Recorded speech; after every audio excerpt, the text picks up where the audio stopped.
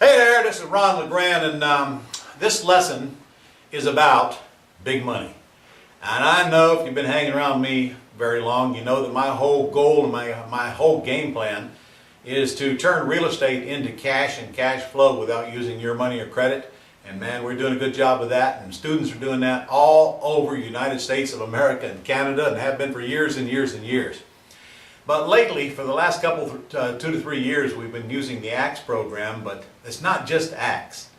It's terms. That's a 5-letter word, terms. Terms has changed our industry. And terms is not utilized enough in our marketplace today, and I want to show you why. And so we've been doing terms deals, always have been doing terms deals. But since we invented ACTS about 2.5 years ago and put it into play and started using it, it generated a whole lot of other types of terms deals. And if you take all of those and combine them today, you really got a business that's just hard to beat. And now, lately, we've been working on big deals, not little deals. If you take what we know about the houses we've been working on for the last several years, and now add it to high-end, upper-end, multi-million-dollar houses without risk, without using your money, and without using your credit, it has to make a case that that's where you should be. Look, we do $200,000, $300,000, $400,000 houses. We do 6 to 12 of them a month right here. I have students all over the country. That pretty much defines most of the areas where you live. But in some of the higher end areas, like the LA market, the San Francisco market, the DC market, wherever their high end areas are, up in the Northeast, man, is this a gold mine for you. So let me just give you a couple of examples. It's actually a gold mine for anybody because there's high-end houses in every city. Let me see, I'm working on several of these right now ourselves and with our clients. I'm actually working with several clients right now that we're doing 50-50 partnerships on. Incidentally, you can get that information at prosperitypartners.net. prosperitypartners.net if you have interest in partnering with me. I'm not interested in your money or your credit. We don't need that. Let me just show you a couple of examples. We're working on this house right now here in Florida. The house has an ARV of $2.4 million, and the seller owes $1.4 million, and his payment is $6,200 a month, PITI, principal, interest, taxes, and insurance. Now this seller says that he will sell it for $1.9 million. But he wants $175,000 down, and that's his hot button because he just has to have that money, and he will not get out of that house without that. But he will seller finance. So he'll seller finance for $1.9 with $175 down, which means we owe him $1,725,000. So we just do a wraparound mortgage in the state of Florida. It'd be an all-inclusive trust deed in some states, or it could be a land contract or contract. Forget about what document it is right now. I just want you to focus on the math here. Now, we're going to put this property under contract, and we're going to give this man a $10 deposit. That's right.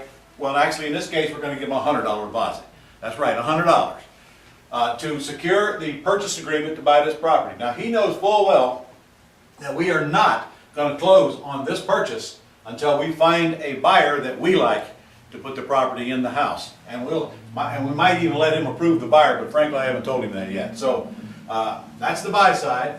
Now watch, and here's what he's asking. And he says if we make his $6,200 a month payment that he's happy. So he's okay if he gets $175 down and enough to cover his debt. Now he wants a 3-year balloon, which is fine. I'll give him his 3-year balloon.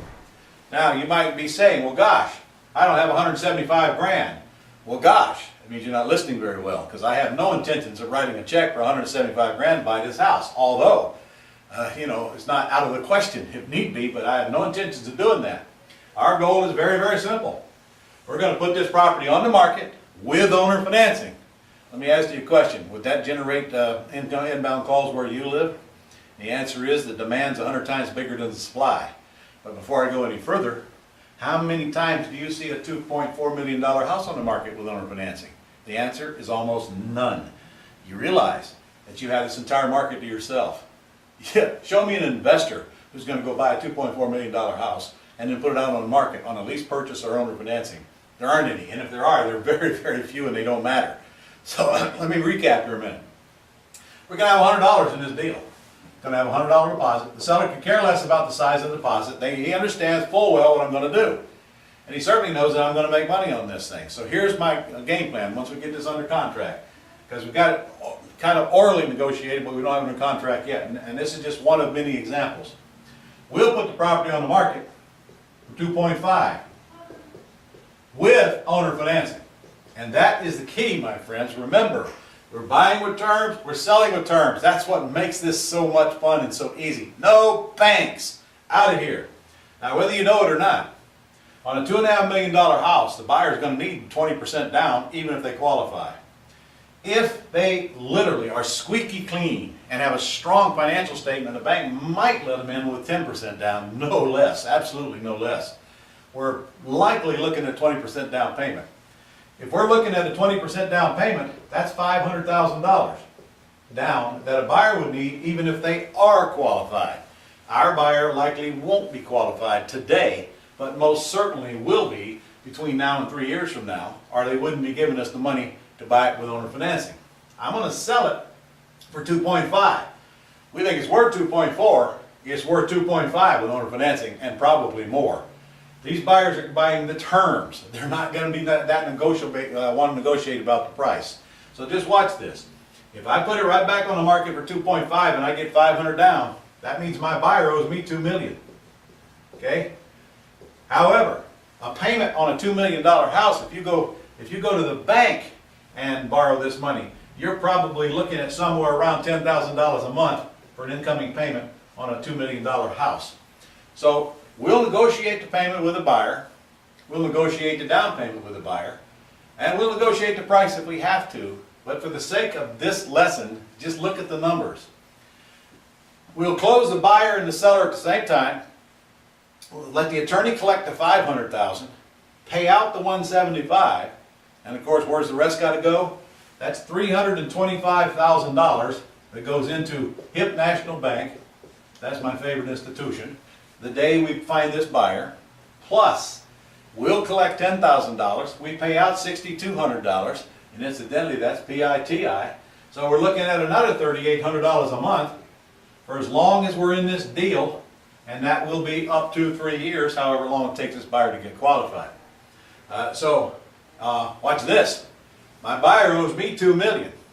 I only owe out $1,725,000. So that is another $275,000 on the back end of this deal when my buyer cashes out. And I don't think I have to tell you that if a buyer gives me $500,000 down, they're going to cash out. In fact, I hope they don't, but it's most likely that they're going to cash out. So let me ask you this. If you can make $600,000 on one house with a $100 investment and absolutely no credit, how many of these do you need to do to surpass your current income? And the answer is not very many. Now, you may be thinking, well, golly, where am I going to find buyers who will owner finance with multi-million-dollar houses? Get this, approximately 1/3 of the people that contact us or we contact with high-end houses say yes to owner financing. And some of our best candidates are free and clear, don't even have a mortgage on them. I got a lot of examples I could show you on that, but I'm not going to do it for the sake of this lesson. The whole gist is this: buy with terms, sell with better terms. Now, you might be saying, well, gosh, where am I going to find a seller who will take such a small down payment? I need a small down payment.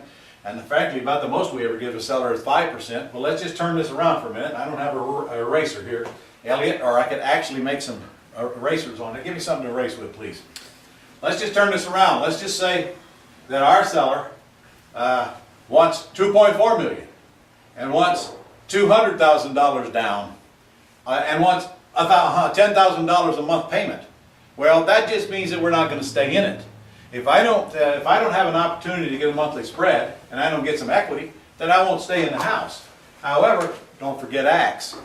Because if that seller had to have 2.4 and 200 down, I know I can go into the marketplace and get more than $200,000 down on a $2.5 million house. So I'd turn it into an ACS deal and I'd put it out there and get $300,000, $400,000, $500,000 down and keep what I could get above the 200.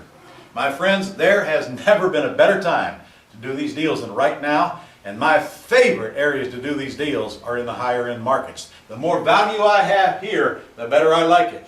$5 million, $10 million houses don't scare me a bit. And you know what else we discovered? These people that own these high-end houses, they're easier to deal with than the people on the low-end houses. They're fun to talk to, they get it, they're educated, and they clearly understand what we're going to accomplish. So anyway, that's the business we're in today. Might as well jump into the big leagues, make big money in big chunks, and that's what this is all about.